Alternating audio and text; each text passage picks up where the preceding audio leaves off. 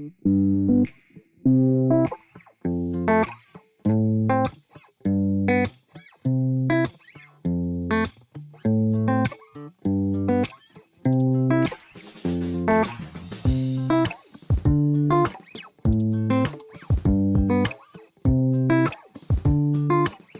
bienvenidos este domingo en el cual Dios una vez más nos bendice y nos da esta bendición de poder estar aquí en este lugar donde se exalta y se glorifica el nombre de nuestro Señor. Padre, te damos gracias en el nombre de Jesús, tu Hijo amado, Señor, por darnos este privilegio, esta bendición de poder estar aquí, Señor, reunidos en tu nombre, adorándote, Señor, exaltándote.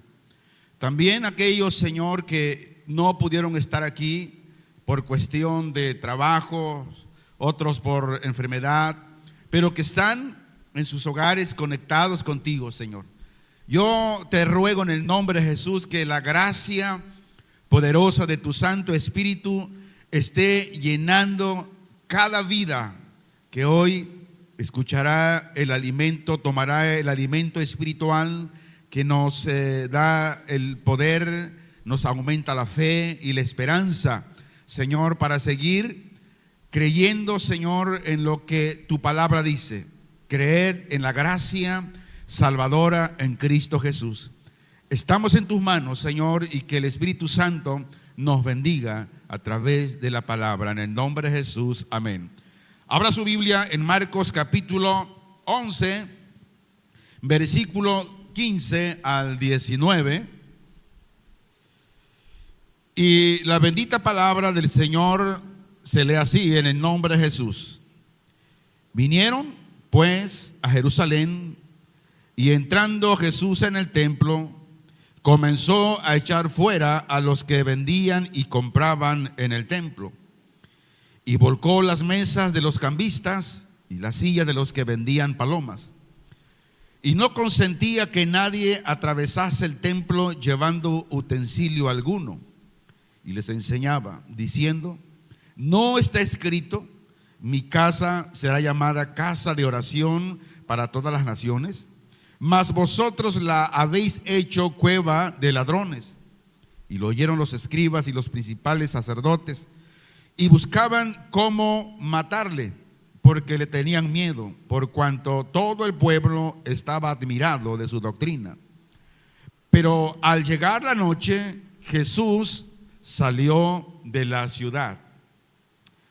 En cada porción de la palabra de Dios, en cada parte que Jesús habló, siempre había un propósito por el cual decirlo o mencionarlo.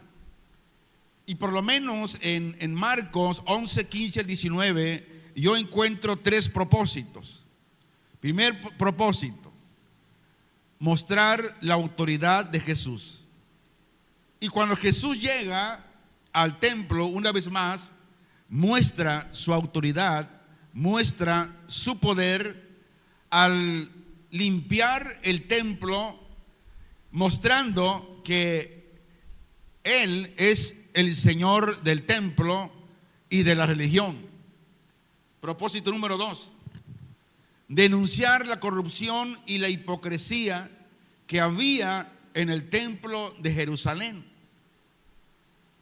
Y Jesús denuncia esa hipocresía de los líderes religiosos y de todos aquellos que se aprovechan del sistema de sacrificio y ofrendas.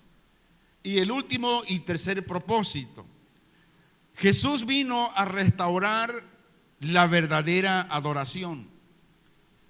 En ese tiempo, cuando entró Jesús en el templo de Jerusalén y vio todo lo que se movía, la hipocresía, y que en vez de ser un templo de adoración a Dios, se había vuelto un mercader. Y Jesús entró para restaurar la verdadera adoración. Lo mismo sucede hoy. Jesús busca restaurar la verdadera adoración hacia Dios, que ha sido perdida igual en la corrupción y en la explotación.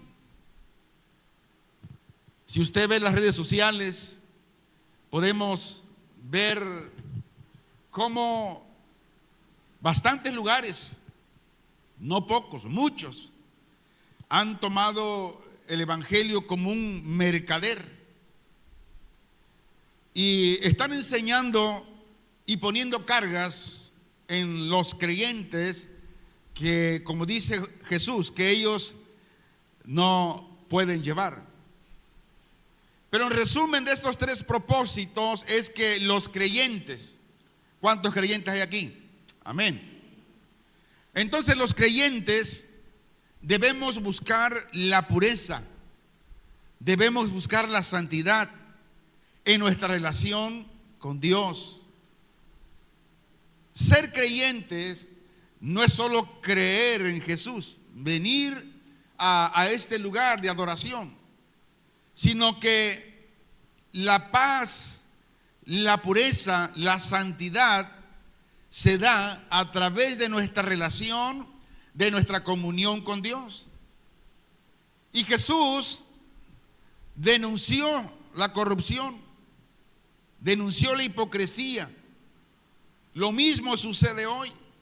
Jesús habla en contra de la corrupción, en contra de la hipocresía en la religión. Jesús hoy nos enseña que Él tiene la autoridad, tiene el poder para transformar y restaurar la verdadera adoración. ¿Cuál es la verdadera adoración? La verdadera adoración es cuando hay una relación íntima, personal con Dios todos los días y tenemos esa vida santa con el Señor. Esa es la verdadera adoración. Si adoramos a Dios, no lo adoramos por las cosas que recibimos de Él. Lo adoramos porque reconocemos que Él es nuestro Dios, que Él es nuestro Señor. Entonces, la verdadera adoración es cuando el Señor Jesús es el Señor de nuestras vidas. ¿Por qué razón? Porque cuando Cristo está en nuestro corazón, ¿qué hace Él? Purifica su casa. ¿Cuál es la casa del Señor? Nuestro corazón. Y lo purifica por medio de la palabra de Dios. El tema de hoy le puse por nombre purificando la casa de Dios. Diga conmigo: todo creyente somos la casa andante de Dios. Donde quiera que vayamos nosotros, ¿quién va con nosotros? Dios. ¿Por qué? Porque Él mora en nosotros. Entonces, pensar que saliendo de este lugar, de este centro de adoración, yo voy a hacer lo que se me da la gana y voy a pecar, pensando que nadie me va a ver, de los hermanos tal vez nadie te vea. Pero Dios, que vive en nosotros, Él está con nosotros, su Santo Espíritu está con nosotros, Él ve todo. Entonces, el mensaje de hoy, el Señor quiere purificar nuestra casa, la casa de Dios. Y Marcos 11, del 15 al 19, Jesús, decíamos, revela la corrupción del culto religioso. La intención de Jesús fue restaurar la adoración conforme al propósito de Dios. Y esto sigue hoy vigente. Jesús está interesado en que todo creyente nos apartemos de la corrupción del culto religioso. Él quiere restaurar esa adoración en nuestro corazón. Y el objetivo de esta enseñanza es llevar a los creyentes que le permitan a Cristo que Él purifique nuestras vidas, purifique nuestros hogares e iglesias de toda forma de religiosidad vacía y comercio espiritual. Ese es el objetivo. Permitirle a Cristo que purifique nuestras vidas, purifique nuestros hogares. Ahora quiero quedarme un momento cuando digo purificar nuestros hogares. Así como aquí en la congregación yo oro, yo leo la palabra, yo le saludo a usted, igual en el hogar. Debemos oír la palabra, debemos orar, debemos hablarnos, no estar enemistados. Dirá, pastor, ¿por qué dice eso? ¿A poco habrá hogares que hay familias en el hogar que no se hablan? ¿Usted qué piensa? Si lo hay. No se hablan. Pero cuando venimos a la iglesia, de beso. Pero llegamos al hogar, cada quien con lo suyo. Cada quien hace lo que se le da su gana. No hay comunión. Ahora escucha bien. Cuando el creyente camina o vive de esa manera, tiene corrupción en la adoración a Dios. No es honesto, no es sincero, no es honesta, no es sincera. Solamente hay religiosidad en su vida. ¿Qué hace la religiosidad? Aparenta ser algo que realmente no es. El verdadero cristiano, el verdadero creyente le permite a Cristo que purifique su vida. Y cuando Cristo purifica la vida del creyente, ese creyente es el mismo, transparente, tanto en la congregación, tanto en el trabajo, en la calle y en la casa, en el hogar.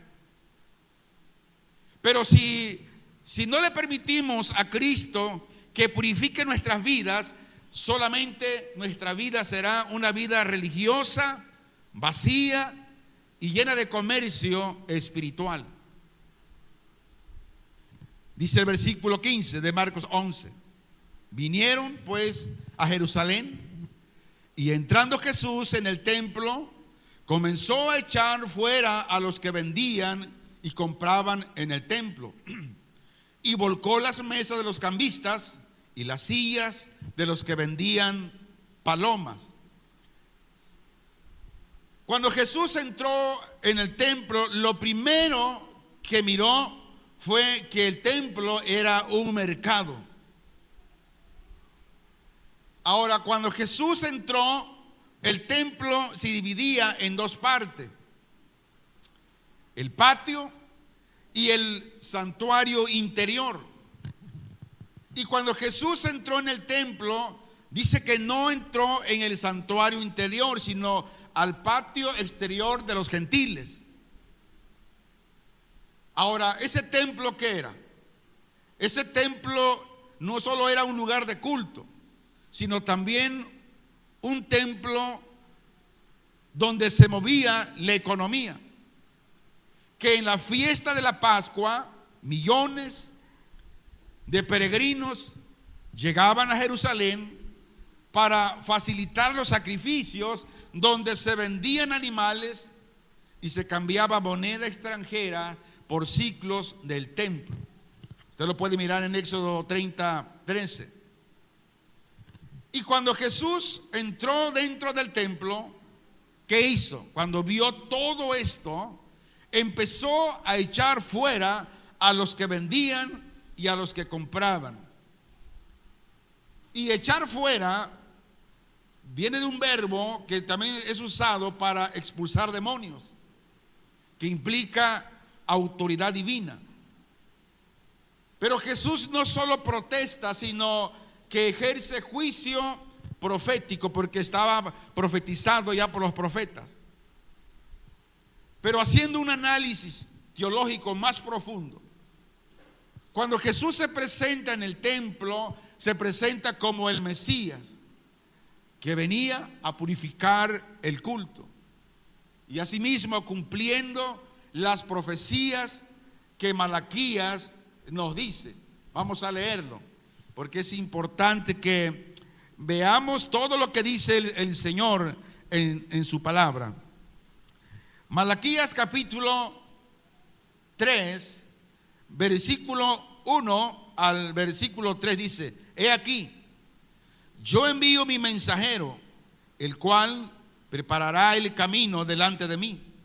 Y vendrá súbitamente a su templo el Señor, a quien vosotros buscáis. Y el ángel del pacto, a quien deseáis vosotros, he aquí viene, ha dicho Jehová de los ejércitos. ¿Y quién podrá soportar el tiempo de su venida? ¿O quién podrá estar en pie cuando Él se manifieste? Porque Él es como fuego purificador y como jabón de lavadores. Y se sentará para afinar y limpiar la plata, porque limpiará a los hijos de Leví, los afinará como a oro y como a plata, y traerán a Jehová ofrenda en justicia. Ahora, estos pasajes, Dios anuncia la venida de un mensajero que prepara el camino para la venida del Señor, donde dice que el Señor vendrá súbitamente a su templo y que lo iba a purificar, y también iba a purificar a su pueblo, limpiándolo de la corrupción y la injusticia. Y ya Malaquías estaba mencionando de un mensajero. Ahora, ¿quién es ese mensajero? Es Juan el Bautista. ¿Qué hizo Juan el Bautista? Él vino a preparar el camino para la venida de Jesús. Sin embargo, algunos intérpretes también ven en este pasaje una referencia a la venida final de Dios en el juicio. Cuando habla de la purificación, aquí también se refiere a la limpieza de la corrupción y la injusticia en el pueblo de Dios. Y el Señor busca purificar a sus sacerdotes, purificar a su pueblo, haciéndolos justos y rectos.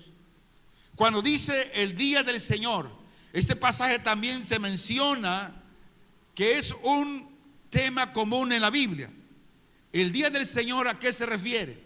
Se refiere a un tiempo de juicio, un tiempo de purificación, cuando Dios intervendrá en la historia para juzgar a los malvados y purificar a su pueblo. Ahora, este versículo, muchos predicadores lo han malinterpretado. Cuando habla aquí del día del Señor, que dicen que es el día de gozo, pero no, aquí habla del juicio final. Ahora, en resumen, de Malaquías 3, 1 al 3, es que los creyentes debemos estar preparados para la venida del Señor. Los creyentes debemos buscar la purificación, la justicia en nuestras vidas. Pero también nos enseña que Dios es un Dios de justicia y que siempre buscará purificar a su pueblo para que sean justos y rectos. El profeta Zacarías dijo en Zacarías 14, 21: y toda olla en Jerusalén y Judá será consagrada a Jehová de los ejércitos, y todos los que sacrificaren vendrán y tomarán de ellas y cocerán en ellas, y no habrá en aquel día más mercader en la casa de Jehová de los ejércitos. ¿Qué nos dice este versículo? ¿Qué nos dice este pasaje? Nos dice que en el día del Señor Dios va a eliminar la corrupción, va a eliminar la explotación que se había apoderado del templo y de la religión. Nos dice que no habrá más personas que se aprovechen del sistema de la ofrenda para obtener ganancias personales.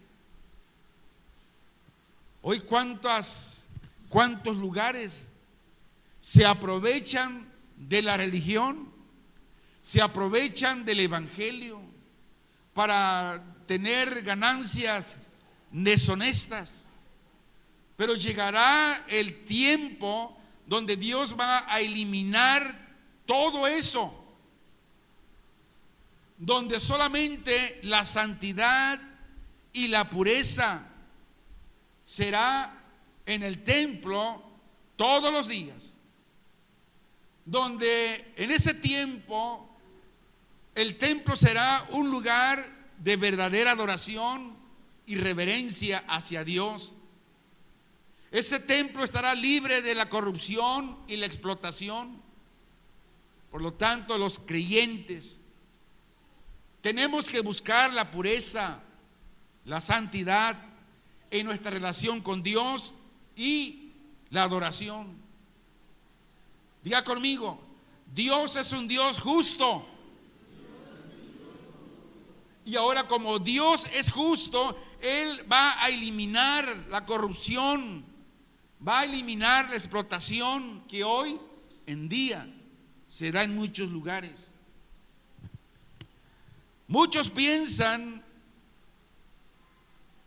que Dios nunca los va a confrontar. Llegará ese día que todos aquellos que se aprovechan de la fe, que se aprovechan de la religión, un día estarán delante de Dios. Marcos 11:6. Y no consentía que nadie atravesase el templo llevando utensilio alguno. Cuando Jesús entró para purificar la casa de Dios, no permitía que nadie llevara objetos o mercancías que llegaran al templo ahí para vender. Estaba prohibido el uso del templo como lugar de comercio o de transporte. Jesús puso fin ahí, azotó a los cambistas. Y Jesús estaba enfatizando que el templo debía ser un lugar de adoración, un lugar de reverencia hacia Dios, no un lugar de comercio o negocio. Lo mismo hoy, esta palabra sigue viva, porque Jesús está vivo, no está muerto. Y la palabra de Dios es una palabra viva, y es para la iglesia hoy en día, para el cristianismo hoy en día. Jesús, por medio de este mensaje, nos enfatiza que el templo, que es nuestro corazón, debe ser un corazón, un templo de adoración y reverencia a Dios. No debe ser un lugar de comercio o negocio. Jesús destaca la importancia de mantener el corazón como un lugar sagrado y respetuoso, porque Dios habita ahí por medio de su Santo Espíritu. Esto nos dice que el creyente debemos buscar la pureza, mantenerla, buscar la santidad, mantener la santidad por medio de nuestra relación con Dios. Versículo 17. Y les enseñaba diciendo: ¿no está escrito, mi casa será llamada casa de oración para todas las naciones? Mas vosotros la habéis hecho cueva de ladrones. Cristo no solo denuncia la injusticia, sino también la hipocresía religiosa. Usaban el templo como escudo para el pecado. Lo mismo sucede hoy. Hay hipocresía religiosa. Muchos usan el templo como escudo para el pecado. Y el mensaje en esta mañana es que Jesús hoy nos dice que como creyentes debemos permitirle a Él que transforme, que cambie nuestra vida y que sepamos que el corazón, nuestro corazón, es casa y morada del Espíritu Santo. Y como casa y morada del Espíritu Santo, Dios quiere limpiar su casa. Hermanos, si no hay arrepentimiento en nuestro corazón, entonces usamos la religión solamente como una fachada. Usamos la Biblia solamente como una fachada. Venimos y nos reunimos solamente para cumplir como una fachada. La casa de Dios es casa de oración para todos los pueblos. Esto enfatiza la importancia de la oración y la adoración en el templo, hablando en el corazón. Pero el templo se ha convertido en una cueva de ladrones. En ese tiempo, en el templo de Jerusalén, en eso se había convertido.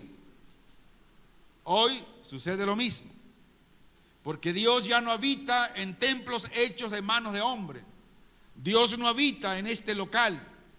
Ahora Él habita en nuestro corazón. Él está ahí. Y el Señor dice que muchos corazones, muchas casas donde Él debe habitar, se ha convertido en cueva de ladrones. Nos habla de la corrupción, de la explotación que se ha infiltrado en nuestro corazón. Y Jesús está aquí criticando a los líderes religiosos, a los que se aprovechan del sistema de sacrificios y ofrendas en el templo.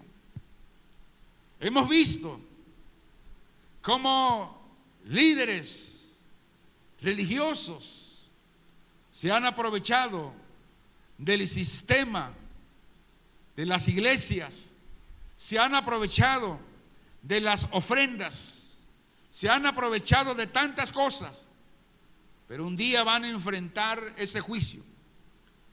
Jesús dice que el templo se ha convertido en un lugar de corrupción y explotación, en lugar de un lugar de adoración y adoración a Dios. Hoy venden los milagros. Hoy te dicen, si tú siembras esto o aquello, voy a orar por ti y Dios te sanará. Corrupción en el corazón.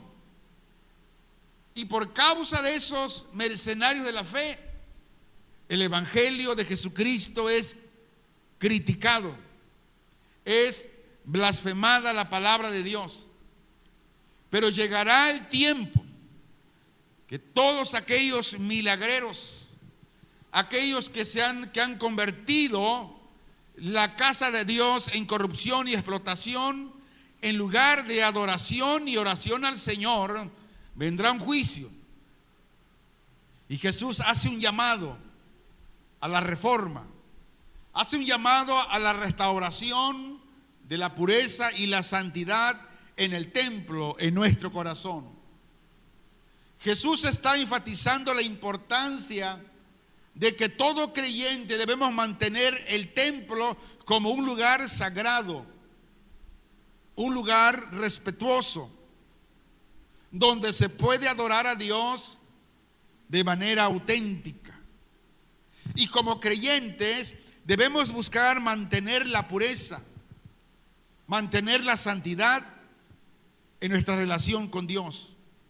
Por lo tanto, Dios nos llama a una reforma y a la restauración cuando nos desviamos de su propósito original. Como seres humanos nos podemos equivocar muchas veces, pero escuche esto: pero cuando el Señor Jesús es Señor de nuestras vidas, el Espíritu Santo nos mueve y nos lleva a la palabra y nos recuerda la palabra y nos dice que tenemos que arrepentirnos de aquello malo que hicimos. Pero eso sucede cuando tenemos esa comunión con Dios. Pero cuando no tenemos comunión con Dios, no puede haber pureza, no puede haber santidad, porque no hay relación con Él. Y por lo tanto, Dios no puede hablarnos. Versículo 18.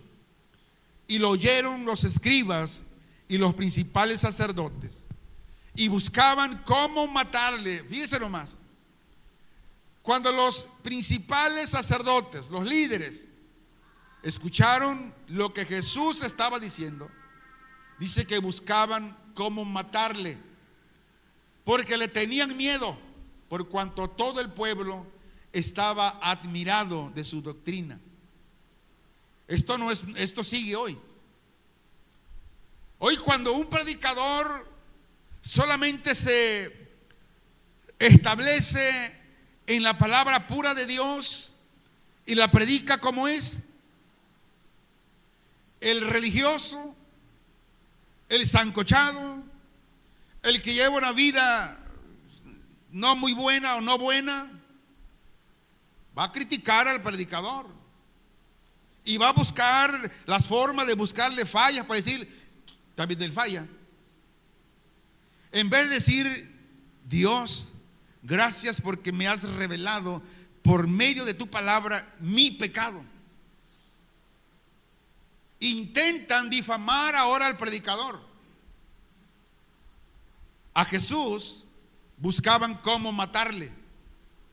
Dice, porque le tenían miedo, porque hablaba la verdad, los confrontaba.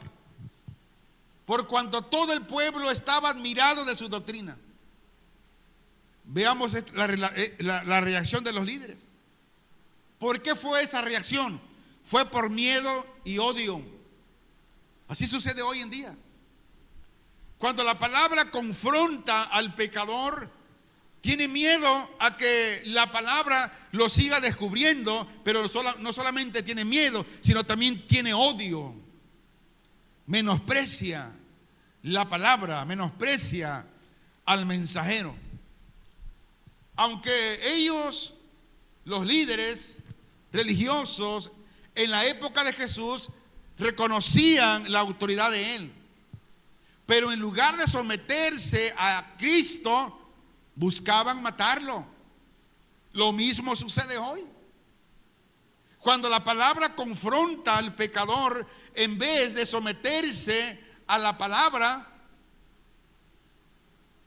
se enojan. Vemos el contraste espiritual. El pueblo se admiraba de la enseñanza de Jesús, pero los líderes religiosos lo rechazaban. ¿Por qué? Por intereses personales. Si un pastor un día lo invita a predicar a la iglesia donde él pastorea, y usted da un mensaje cristocéntrico que confronta el pecado, y si esa congregación está acostumbrada a escuchar mensajes light de prosperidad, no, tú puedes hacerlo todo, no hay problema, Dios es amor. Pero si tú vas como invitado y das un mensaje cristocéntrico y hablas contra el pecado, te aseguro que jamás nunca, como dice aquel, te van a volver a invitar. ¿Por qué? Porque hay intereses personales en esa congregación. Cuando se enteraron de la crítica de Jesús al templo y a la corrupción que se había infiltrado en el templo, los líderes religiosos se sintieron amenazados por la autoridad y la popularidad de Jesús, y comenzaron a buscar formas de matarlo, porque dijeron, no, pues ya no va a haber ganancia. ¿Qué vamos a vender? ¿Qué vamos a cambiar? Ya no habrá dinero, ya no habrá moche. Verso 19. Pero al llegar la noche, Jesús salió de la ciudad. Jesús abandona el templo al anochecer. Esto tiene un significado. donde simbólicamente representa que la gloria de Dios se aleja del templo contaminado. Vamos a comprobarlo. Ezequiel, versículo 11 me parece, versículo 18, capítulo 11, versículo 18. Dice: entonces la gloria de Jehová se elevó por encima del umbral de la casa y se puso sobre los querubines. Ahora, ¿qué es esto? Esto es un símbolo de que Dios está abandonando el templo y la ciudad de Jerusalén debido a la corrupción y la idolatría que se había infiltrado en ellos. Lo mismo sucede en el cristianismo hoy en día. Cuando permitimos que en la casa de Dios entre la corrupción, la hipocresía, y en vez de arrepentirnos, estamos buscando excusas, pretexto. La gloria del Señor se va, símbolo de que Dios está abandonando el templo. Y ahora, ¿qué pasó después de esto? En el año 70, una vez que la gloria de Dios abandonó el templo de Jerusalén, ese templo fue destruido. La gloria de Dios es un tema importante en la Biblia y se refiere a la presencia y a la manifestación de Dios en el templo. La gloria de Dios no reposa en este local. La gloria y la presencia de Dios reposa en nuestros corazones. ¿Por qué? Porque nuestro corazón ahora es el templo, la casa de Dios viviente. Y este pasaje nos dice que la gloria de Dios se está apartando del templo. Lo que sugiere que Dios ya no estaba presente en él como estaba antes, hablando en el templo de Jerusalén. Pero ¿qué de los cristianos? Cuando un cristiano insiste en estar pecando, hay dos cosas. Si practica el pecado, no es cristiano.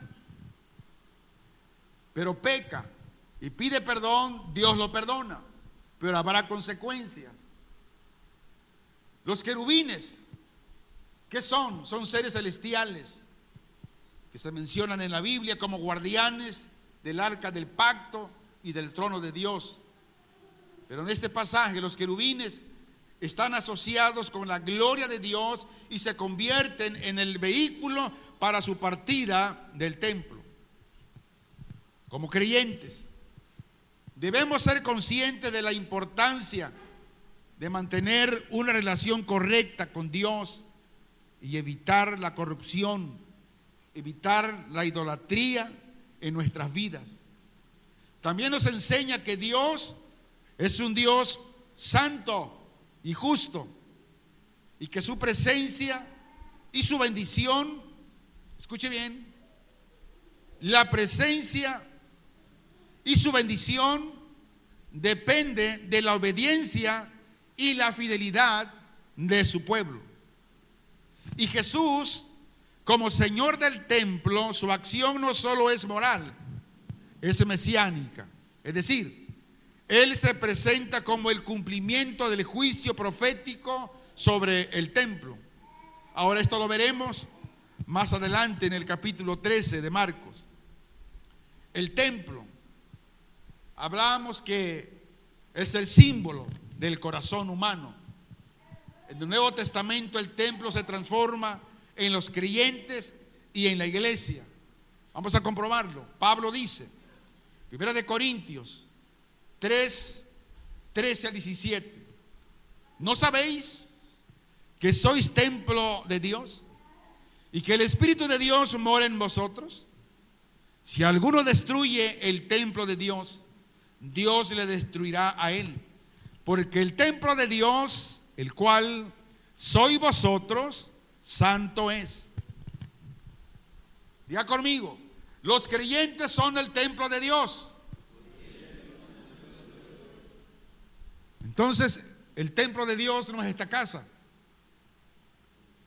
El templo de Dios es usted y yo, nuestro corazón.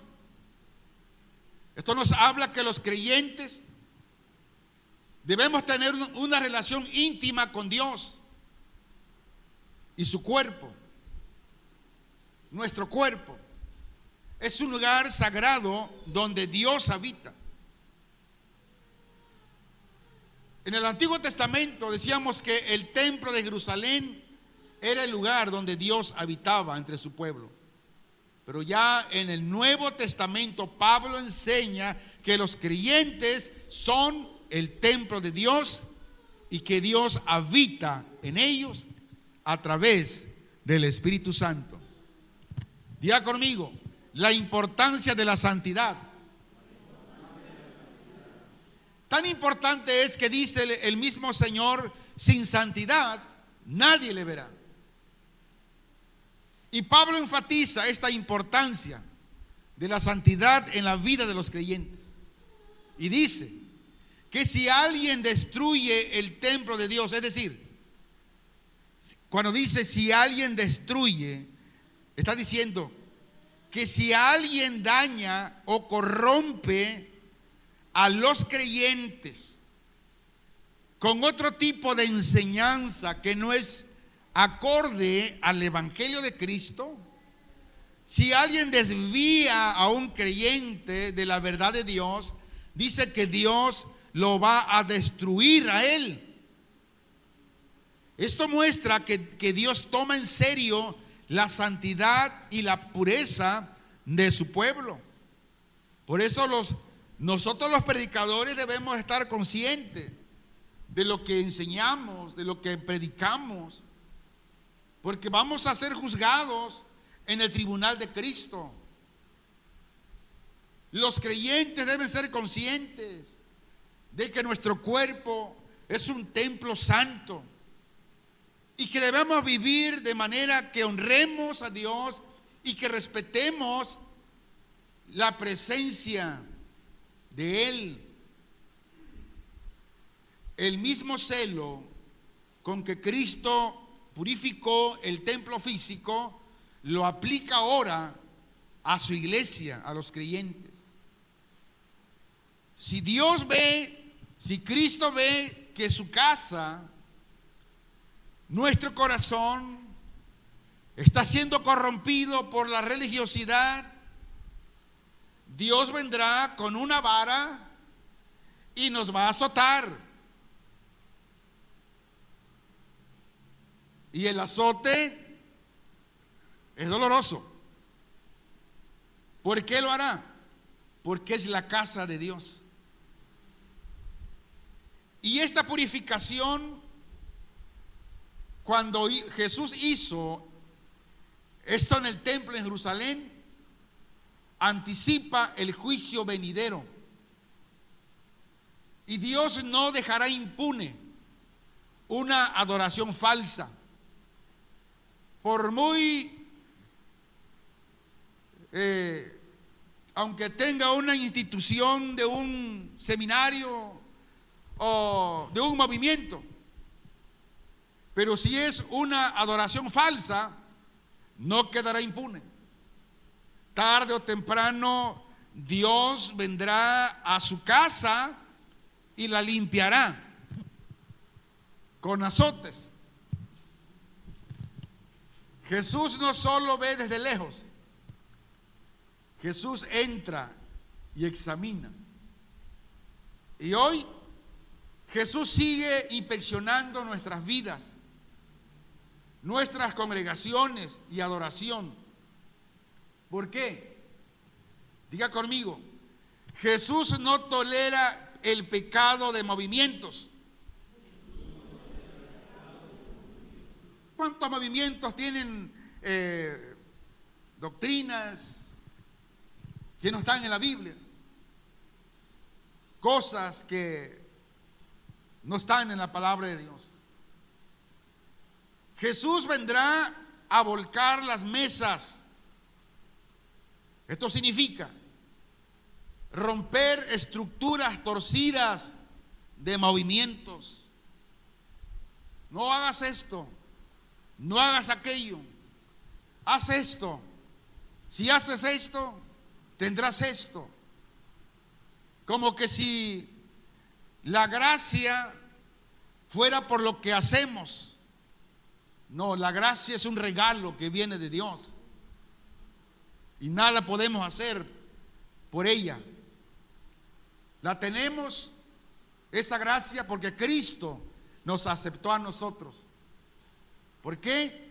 Porque andábamos perdidos, torcidos, rotos. Mas sin embargo, Dios mandó su Santo Espíritu y nos resucitó porque estábamos muertos espiritualmente y no oíamos la voz del Señor. Pero Dios mandó su Santo Espíritu, nos resucitó, y cuando fuimos resucitados por su Santo Espíritu, pudimos oír la voz de Dios, y Él nos trajo a Él, y Él nos ha aceptado. Por eso Jesús dice que la adoración debe ser santa, abierta, centrada en la adoración, una adoración cristocéntrica. Y la misión de la iglesia es ser luz para todas las naciones. Mas sin embargo, los religiosos querían matarlo, mas el pueblo lo admiraba. La pregunta es, ¿cuál es nuestra reacción ante la confrontación de Jesús? ¿Cuál es nuestra reacción en la confrontación al escuchar hoy este mensaje? ¿Qué has pensado hoy de este mensaje? ¿Qué has pensado de la palabra que hoy Dios nos está hablando? ¿Hemos convertido nuestros templos en solo lugares religiosos, de entretenimientos o vanagloria? Hablo del corazón. ¿Qué prácticas, actitudes o costumbres deben ser desechadas, echadas fuera? ¿Permitimos que Cristo confronte nuestras formas de adoración? ¿Nuestra iglesia es casa de oración o casa de promociones? Jesús no tolera la adoración vacía. Su amor es tan santo que limpia con autoridad todo lo que ofende al Padre. Hoy Él se acerca a nosotros una vez más hablándonos. No lo hace con látigos de cuero, sino con la espada de su bendita palabra. Y si encuentra un templo contaminado, hablando del corazón, no lo va a ignorar. Jesús lo limpiará. Pero también si encuentra un corazón dispuesto, Jesús lo transformará y lo llenará de su gloria, porque eso es lo que dice Dios. Y quiero terminar con la siguiente reflexión. Imagina por un momento que es el tiempo de la Pascua y las calles de Jerusalén están llenas. Los comerciantes vociferan sus precios. Palomas a solo 2 denarios al mejor postor. Los cambistas cuentan sus monedas y los sacerdotes supervisan con indiferencia. Todo parece normal, todo está funcionando como siempre hasta que Jesús entra. Pero no entra para saludar, no entra como turista, Jesús entra como el dueño, como el Señor del templo y como fuego purificador. Y lo que encuentra Jesús no es oración, sino comercio, un ruido de las ovejas, de los cambistas. No encuentra oración, encuentra manipulación.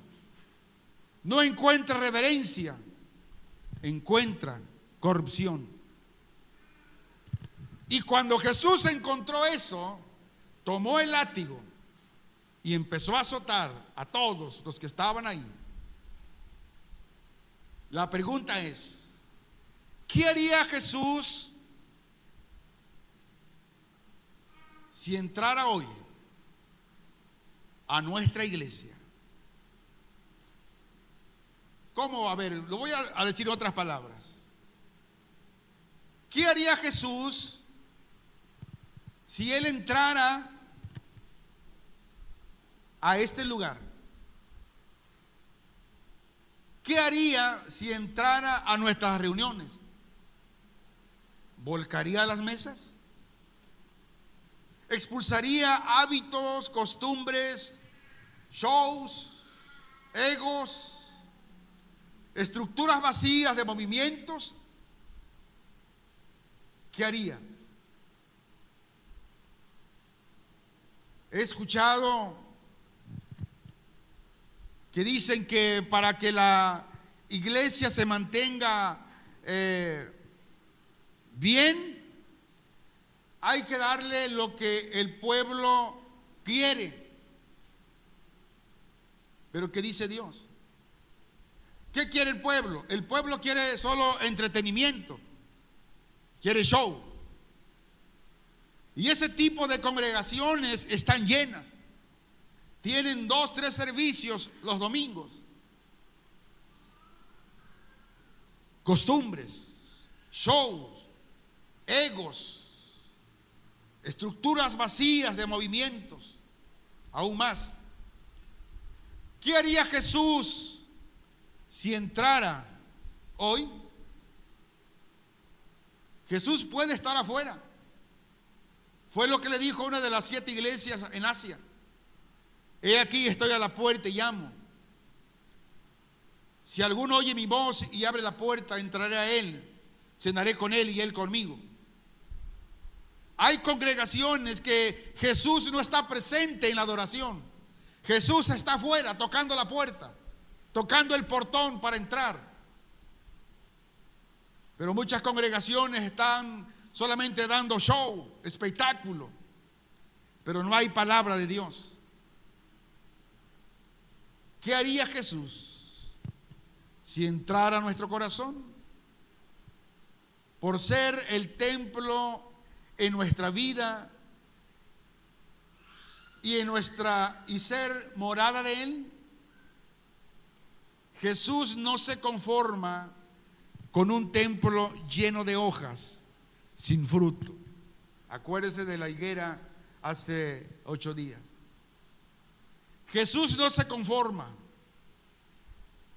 con un templo lleno de hojas sin fruto, ni con un altar contaminado de intereses humanos. Jesús sigue limpiando su casa, sigue purificando corazones, sigue restaurando la oración genuina, la oración sincera, la entrega sin hipocresía. Y esta es la pregunta con la que el Espíritu Santo quiere confrontarnos hoy. ¿Le damos permiso a Jesús que limpie su templo? No le impidamos la entrada. No le digamos que todo está bien. No ocultemos el mercado que se ha metido en nuestra alma. Seamos honestos y que podamos decirle: Señor, mira, y volca lo que tiene que volcar en mí, en este templo, en mi corazón. Decirle: Jesús, expulsa lo que tienes que expulsar. pero quédate y no nos dejes sin tu presencia. Cierra tus ojos y ahí con tu Señor hablas con Él, a solas con Él. Señor y Padre eterno, tú que entraste al templo de Jerusalén en ese tiempo con celo santo,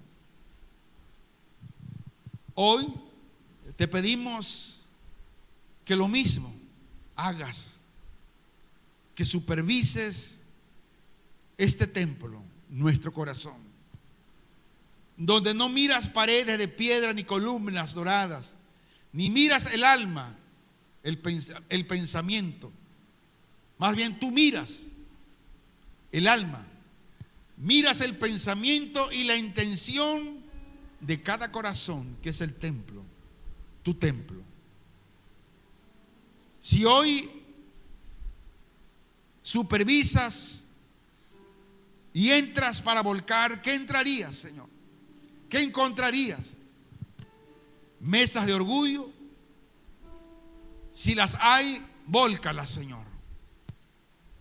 Si encuentras intercambios de intereses disfrazados de servicio, vólcalos. Si encuentras oración interrumpida por distracciones del mundo, vólcala, Señor. Si hay un corazón lleno de ruido, pero vacío de ti, vólcalo, Señor. Perdónanos, Señor, por las veces que hemos hecho de nuestra vida una cueva de excusas en vez de una casa de oración. Hoy te damos permiso. Más aún, te suplicamos, Señor, ven con tu fuego santo y quema todo aquello, Señor, que nos ha contaminado. Purifícanos con tu verdad, con tu amor. Purifícanos. Vuelca todo lo que no es tuyo. Expulsa de nosotros lo que contamina. Limpia lo que se ha ensuciado, Señor, y haz de nuestro ser una morada santa. Haz de esta iglesia una casa donde tú reines, y haz de cada oración una ofrenda sincera, Padre. Y que cuando entres no salgas. Que cuando inspecciones sonrías. Que cuando habites permanezcas ahí, Señor, en tu casa de oración. Oh Cristo de la gloria, entra como Rey y quédate como Señor de nuestras vidas, y purifica tu templo y glorifícate en él cada día, Padre. Todo esto te lo pedimos, Señor, en el nombre de Jesús, Señor. Aleluya. Amén.